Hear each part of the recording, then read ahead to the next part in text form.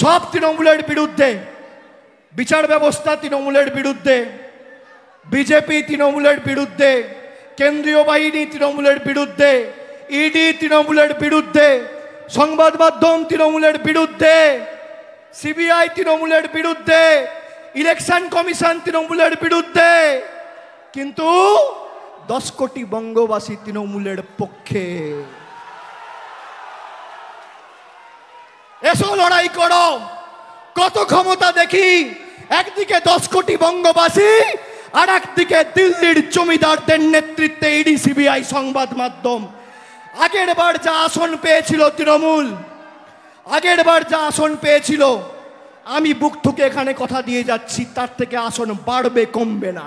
আমি গান্ধী মূর্তির পাদদেশের আজকের এই সভার উদ্দেশ্যে যখন রওনা দিয়েছিলাম, আমি রাস্তায় আস্তে আস্তে ভাবছিলাম যে গত বছর অর্থাৎ 2024 সালের যে ছাত্র সমাবেশ ছিল, এমন একটা সময় 2024 সালে আমরা ছাত্র সমাবেশ করেছিলাম যেখানে আরজিকর ঘটনাকে নিয়ে সারা রাজ্যে রাজ্য রাজনীতি প্রায় উত্তাল।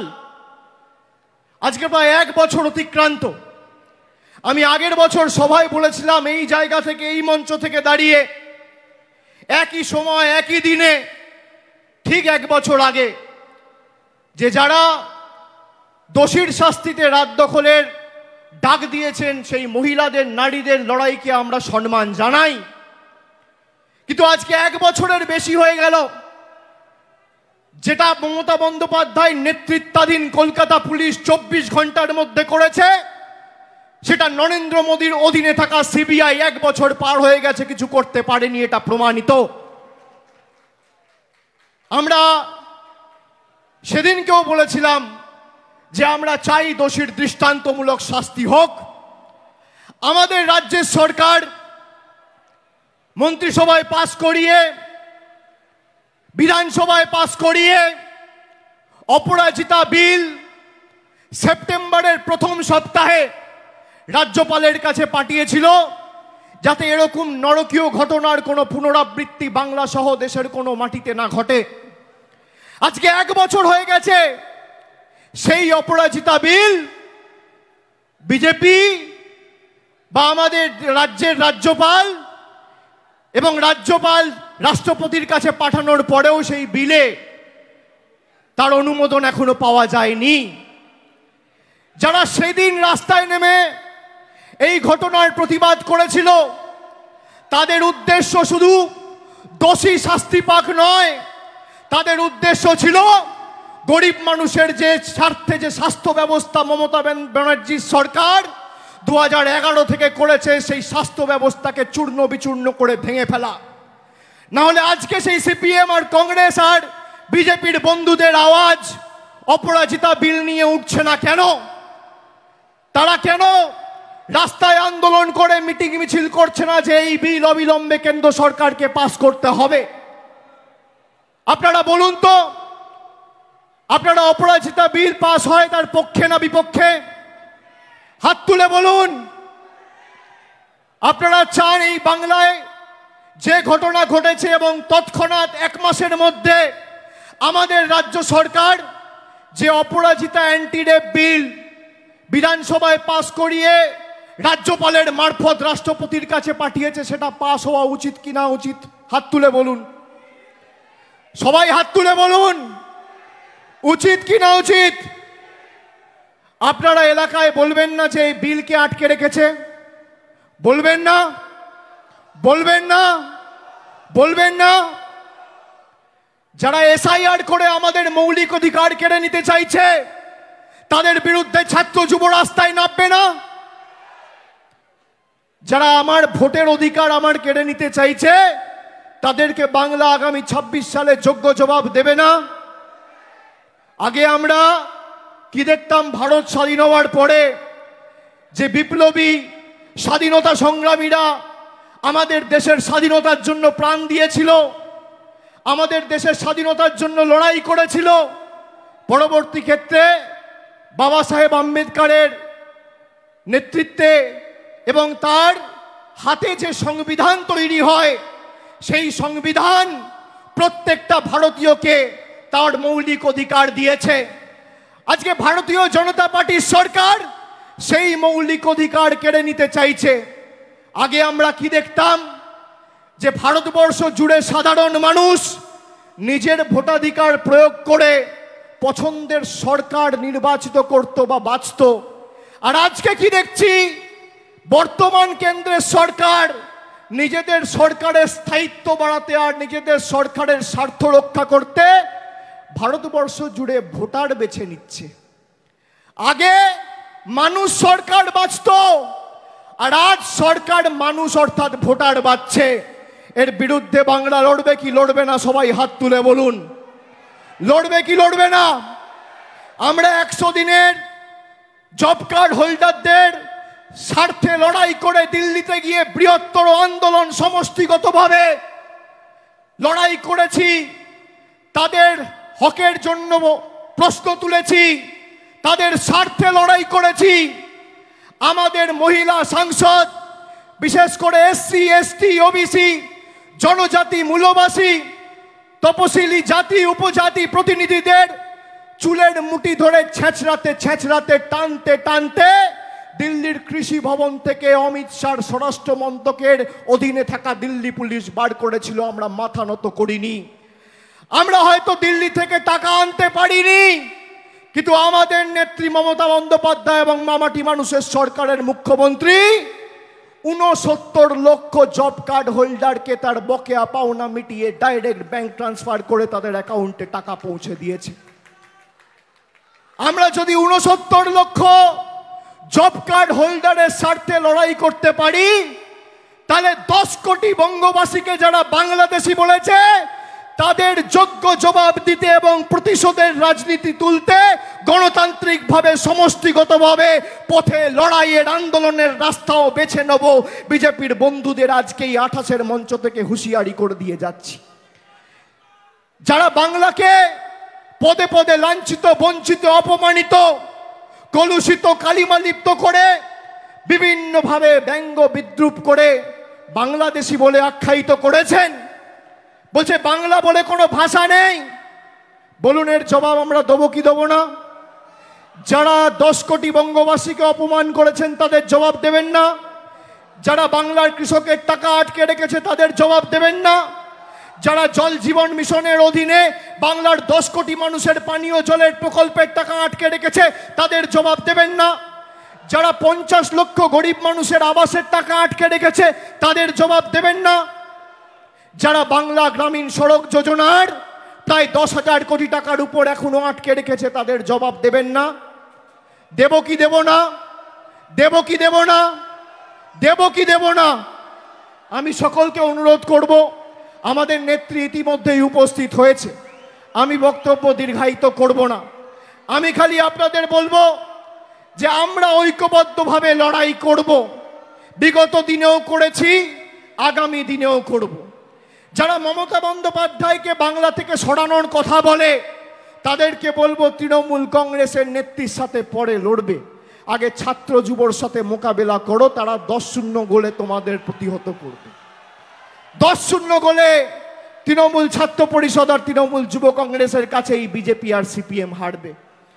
এই যে যুব প্রতিনিধি, ছাত্র প্রতিনিধি যারা আজকে এসছে এত বাধা বিপত্তি পেরিয়ে আমাদের নেত্রীর কথা শুনবেন বলে, আমি আপনাদের বলতে চাই, সংবাদ মাধ্যমের পরিকল্পিতভাবে কুৎসা আমাদের আটকাতে হবে। আমাদের লজ্জার যে 12 ক্লাস পাস করার পরে অনেক বাংলা জুড়ে অভিভাবক রয়েছেন, রেজাল্ট বেরোনোর পরেও ভর্তি প্রক্রিয়ায় কাল বিলম্ব হয়েছিল বলে আপনারা কিছুটা উদ্বিগ্ন হয়েছিলেন। এই বিষয় নিয়ে বিস্তারিত মুখ্যমন্ত্রী বলবেন। তবে আমাদের কাছে দুর্ভাগ্যের যে বাংলার সরকারের বিরুদ্ধে যুদ্ধ ঘোষণা করতে গিয়ে এবং তৃণমূল কংগ্রেসকে শিক্ষা দিতে গিয়ে কলকাতা হাইকোর্টের বিচার ব্যবস্থার একাংশ বাংলার ছাত্র যুব সমাজের জীবনে অন্ধকার নামিয়ে আনার চেষ্টা করেছিল। আমরা সুপ্রিম কোর্টে গিয়ে সেই অর্ডার স্টে করিয়ে সুপ্রিম কোর্টের অনুমতি যেদিন পেয়েছি 1 ঘন্টার মধ্যে সরকার প্রক্রিয়া চালু করেছে। আমি আপনাদের অনুরোধ করব, এসআইআর এর বিরুদ্ধে আমাদের লড়াই চলবে। যদি একটা বাংলার মানুষের মৌলিক বা ভোটাধিকার বিজেপির সরকার কাটতে চায়, তাহলে 10 লক্ষ লোক নিয়ে দিল্লির রাজপথ তৃণমূল কংগ্রেস ঘেরাও করে কত ধানে কত চাল আছে প্রমাণ করবে। আমরা সবাই মিলে আগামী দিন দিল্লি যাব যদি বাংলার মানুষকে ছোট করা হয়। আপনারা বলুন, বলছে বাংলা বলে কোনো ভাষা নেই। রবীন্দ্রনাথ ঠাকুর কি ভাষায় কথা বলতো? ঈশ্বরচন্দ্র বিদ্যাসাগর বর্ণ পরিচয়ের স্রষ্টা কি ভাষায় কথা বলতো? নেতাজি সুভাষচন্দ্র বসু কি ভাষায় কথা বলতো? মাতঙ্গিনী হাজরা, ক্ষুদিরাম বসু, জীবনানন্দ দাস, মাইকেল মধুসূদন দত্ত কি ভাষায় কথা বলতো? বিদ্যাসাগর না থাকলে নিজের নাম আর নিজের বাবার নামটাও লিখতে পারতেন না। যারা সই করছেন বাংলার ভারতবর্ষের স্বাধীনতা আন্দোলনের ক্ষেত্রে বাংলার অবদান অনস্বীকার্য। এই বাংলাই পথ দেখিয়েছিল ভারতবর্ষকে। আজকে সব জায়গায় বিজেপি ধমকে চমকে চোখ রাঙিয়ে প্রত্যেকটা রাজনৈতিক দলকে ঘরে ঢোকানোর পরিকল্পনা নিয়েছিল। আমাদের পেরেছে কাঁচকলা। যত ইডি সিবিআই লাগিয়েছে, তৃণমূল কংগ্রেসের কর্মীদের লড়াই করার, আন্দোলন করার মানসিকতা আরো তীব্র থেকে তীব্রতর হয়েছে। এটাই তৃণমূল কংগ্রেস। আমরা বিশুদ্ধ লোহা, যত পোড়াবে যত তাতাবে আমরা তত শক্তিশালী হব। হঠাৎ করে সংশোধন পরিবর্তন করার আইন নিয়ে চলে এলো আজ থেকে 4 দিন আগে। রাতের অন্ধকারে আইন পাস করিয়ে তারা ভেবেছিল যে ভারতবর্ষটাকে নিজের ময়ূরসী পাট্টা করে রাজত্বে আর পৈতৃক সম্পত্তিতে পরিণত করব। খালি তৃণমূল কংগ্রেসের 28 জন সাংসদ সেদিনকে দিল্লিতে ওয়েলে নেমে প্রতিবাদ করে অমিত শাহকে 4th রোতে পাঠিয়ে বিল ইন্ট্রোডিউস করিয়েছিল। আপনি সামনের সারিতে বসে বিলটা পর্যন্ত পেশ করতে পারেননি। এটাই তৃণমূল কংগ্রেসের ক্ষমতা। আমি ধন্যবাদ জানাই বাংলার 10 কোটি মামাটি মানুষকে, বাংলার মায়েদের ভাইদের, যে আজকে 29টা আসন আপনারা দিয়েছেন বলে এই বিল তারা পাস করতে পারবে না। আর আজকে যদি 40টা আসন দিতেন, তাহলে যে অমিত শাহ প্রথম রো থেকে 4th রোয়ে গেছিল, সেই অমিত শাহ আস্তে আস্তে আস্তে আস্তে তাড়াহুড়ো করো না ভাই, সেই অমিত শাহ একদম শেষ রোতে বসে মুখ লুকিয়ে থাকতো। এটাই তৃণমূল কংগ্রেস আর বাংলার মানুষের ক্ষমতা। আমি বলেছি আপনারা বিল পাস করতে চান, আচ্ছা আপনারা বলুন, যে কোনো বিল যদি আপনি আনেন সরকারের জবাবদিহিতা থাকা উচিত, হ্যাঁ কি না? হাত তুলে বলুন, জবাবদিহিতা সরকারের থাকা উচিত, হ্যাঁ কি না? বলেছিল কালো টাকা আমরা ধ্বংস করব, নোটবন্দি ঘোষণা করেছিল, জবাব দিয়েছে? 140 জন মানুষ লাইনে দাঁড়িয়ে মারা গেছে রোদে, হার্ট অ্যাটাক করে, কার্ডিয়াক অ্যারেস্ট হয়ে, জবাব কে দেবে? এই বিজেপি সরকার কালো কৃষি বিল এনে কৃষকদের আত্মহত্যা করতে বাধ্য করিয়েছিল। প্রায় 716 জন কৃষক ভারতবর্ষ জুড়ে আত্মহত্যা করেছিল এই বিজেপি সরকারের কালো কৃষি বিলের কারণে। জবাব কে দেবে? এই বিজেপি সরকার এনআরসির নাম করে ভয় দেখিয়ে বাংলা সহ ভারতবর্ষের সাম্প্রদায়িক সম্প্রীতি নষ্ট করতে চেয়েছিল। কত মানুষ ভয়ে প্রাণ দিয়েছে, আত্মঘাতী হয়েছে, জবাব কে দেবে? এই বিজেপি সরকার জিএসটি করে দেশটাকে রাজনৈতিকভাবে দেউলিয়া করে ভারতবর্ষের অর্থনীতিকে রসাতলে পাঠিয়ে রাজ্যের কোষাগার থেকে টাকা তুলে নিয়ে গিয়ে রাজ্যের বকেয়া পাওনা গায়ের জোরে আটকে রেখেছে। জবাব কে দেবে? আপনারা বলুন, 100 দিনের টাকা কোর্টে বলে দেওয়ার পরেও সুপ্রিম কোর্টে চ্যালেঞ্জ করে বিজেপি গেছে যাতে বাংলার 69 লক্ষ জব কার্ড হোল্ডার তাদের টাকা না পায়। এই বিজেপির বিরুদ্ধে যারা বাংলার বিরুদ্ধে যুদ্ধ ঘোষণা করেছে, আমরা তাদেরকে 1 ছটাক জমি আগামী 2026-এ ছাড়ব না। সরকারের তরফ থেকে আমাদের পাড়া আমাদের সমাধান কর্মসূচি শুরু হয়েছে, যেখানে 10 লক্ষ টাকা প্রত্যেকটা বুথে আমাদের সরকার প্রত্যেক বুথের জন্য বরাদ্দ করেছে। সারা বাংলা জুড়ে 8,000 কোটি টাকা দেওয়া হয়েছে। যে নরেন্দ্র মোদীর সরকার বলেছিল আত্মনির্ভর ভারতের কথা, আমাদের মুখ্যমন্ত্রীর নেতৃত্বে স্বনির্ভর বাংলা কি আমরা বাস্তবায়িত করে দেখিয়েছি। আগামী দিনও আপনারা বন্ধ করবেন, আমরা চালু করব। আপনারা ভাঙবেন, আমরা গড়ব। আপনারা শিক্ষা দেবেন, আমরা গর্জে উঠব।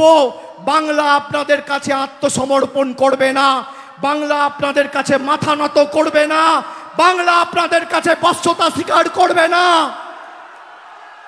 আপনাদের লক্ষ্য গরিব মানুষের চোখে জল নেমে আসুক, আর তৃণমূলের লক্ষ্য গরিব মানুষের মুখে হাসি ফুটুক, দেখি কার জয় হোক। আজকে যুদ্ধের জয়ধ্বনি, আজকে যুদ্ধের দামামা বাজলো, আর আগামী 28শে আগস্ট এই গান্ধী মূর্তির পাদদেশে আমাদের চতুর্থবার সরকারটা মমতা ব্যানার্জির নেতৃত্বে হওয়ার পর জয়ধ্বনিটাও এখানে দেব। কোথা দিয়ে গেলাম? আপনার কত ক্ষমতা আপনি আটকে দেখাবেন?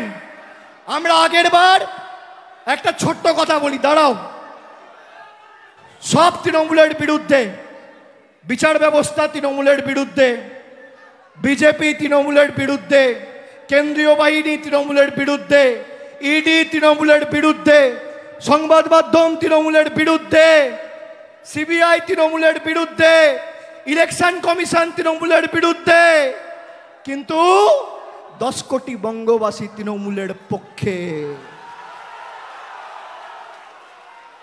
এসো লড়াই করো, কত ক্ষমতা দেখি। একদিকে 10 কোটি বঙ্গবাসী, আর একদিকে দিল্লির জমিদারদের নেতৃত্বে ইডি সিবিআই সংবাদ মাধ্যম। আগের বার যা আসন পেয়েছিল তৃণমূল, আগের বার যা আসন পেয়েছিল, আমি বুক ঠুকে এখানে কথা দিয়ে যাচ্ছি, তার থেকে আসন বাড়বে, কমবে না। 2011 184টা আসন পেয়ে আমরা বাংলায় ক্ষমতায় এসেছিলাম প্রথমবার। 2016 5 বছর কুৎসা করার পর তৃণমূলের আসন সংখ্যা বেড়ে হয়েছিল 211। 2016 থেকে 2021 কুৎসা যত বেড়েছে, মানুষের জনসমর্থন তত বেড়েছে। 211টা হয়েছে 215। আর এবার তো আমি বলেছি, বিজেপির ক্ষমতা থাকলে 50 পার করে দেখাও, 50। আগামী দিনে লড়াই বুঝে নেব। আর আমরা এই ভেঙে দাও গুড়িয়ে দাও এর রাজনীতি করি না, আমরা সাজিয়ে দাও গুছিয়ে দাও এর রাজনীতি করি। আমরা যেভাবে মানুষের পাশে ছিলাম, একইভাবে আমরা মানুষের পাশে থাকব। এবং শপথ নিতে হবে যে যারা তৃণমূল কংগ্রেসকে ছোট করতে গিয়ে 10 কোটি বঙ্গবাসীকে ছোট করেছে, যারা আমাদের বাংলাদেশি বলে ব্যঙ্গ বিদ্রুপ করেছে, যারা বলেছে বাংলা বলে কোনো ভাষা নেই, যারা বলেছে বাংলা বলে কোনো ভাষা নেই, বাঙালি বলে কোনো জাতি নেই, তাদের বিরুদ্ধে 10 কোটি বঙ্গবাসীর লড়াই। আগামী দিন আমি খালি কবির কথায় বলি, প্রয়োজনে দেব মোরা এক নদী রক্ত, হোক না পথের মাদা প্রস্তুর শক্ত, অবিরাম লড়াইয়ের চির সংঘর্ষে একদিন সে পাহাড় টলবেই, জনতার সংগ্রাম চলবেই। আমি আরেকবার সকলকে ধন্যবাদ জানিয়ে, কৃতজ্ঞতা জানিয়ে আমার বক্তব্য শেষ করছি। জয় হিন্দ, বন্দে মাতরম। তৃণমূল কংগ্রেস জিন্দাবাদ, তৃণমূল যুব কংগ্রেস জিন্দাবাদ, তৃণমূল ছাত্র পরিষদ জিন্দাবাদ। জোরে বলুন, দুহাত তুলে, দিল্লিতে যেন ভূমিকম্প হয়। জয় বাংলা। আরো জোরে দুহাত তুলে, জয় বাংলা, জয় বাংলা, জয় বাংলা, জয় বাংলা, জয় বাংলা, জয় বাংলা, জয় বাংলা, জয় বাংলা, জয় বাংলা, জয় বাংলা, জয় বাংলা, জয় বাংলা, জয় বাংলা, জয় বাংলা, জয় বাংলা।